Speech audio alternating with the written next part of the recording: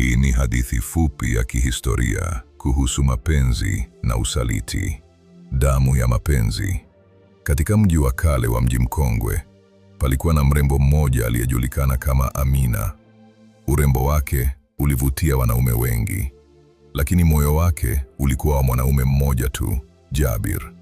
Walipendana tangu utotoni na wakaahidiana kuwa pamoja milele. Miaka ilivyopita, Jabir alipata nafasi ya kusafiri kufanya biashara katika miji ya mbali.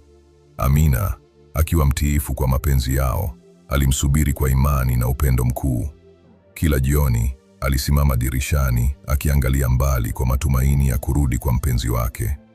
Lakini Jabir, alipoingia katika miji ya kigeni, alikutana na Mwanahawa, msichana mwenye haiba na ujanja wa maneno matamu.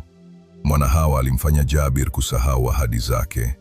Akavutiwa naye na hatimaye wakaanza mahusiano ya siri. Baada ya mwaka mmoja, Jabir alirudi Mji Mkongwe, akimletea Amina zawadi nyingi na tabasamu bandia. Lakini Amina, kwa macho ya mapenzi, alihisi tofauti. Maneno ya Jabir hayakuwa na ule moto wa zamani, na alipoangalia machoni mwake, aliona kivuli cha msaliti. Usiku mmoja, Amina alimsihi Jabir kumwambia ukweli, lakini Jabir alikataa.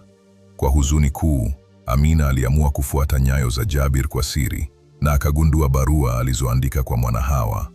Moyo wake ulipasuka vipande vipande. Katika kilio cha mapenzi yaliyovunjika, Amina aliamua kuondoka mji huo. Aliacha barua fupi mezani.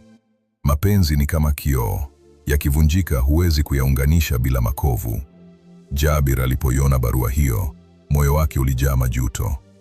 Lakini ilikuwa too late. Amina hakuwa wake tena. Na hivyo, damu ya mapenzi yao ikamwagika. Ikawa hadithi ya huzuni iliyoacha alama katika historia ya Mji Mkongwe. Hadithi hii inaonyesha jinsi usaliti unaweza kuvunja mapenzi ya dhati na kuacha maumivu yasiyofutika. Like, subscribe,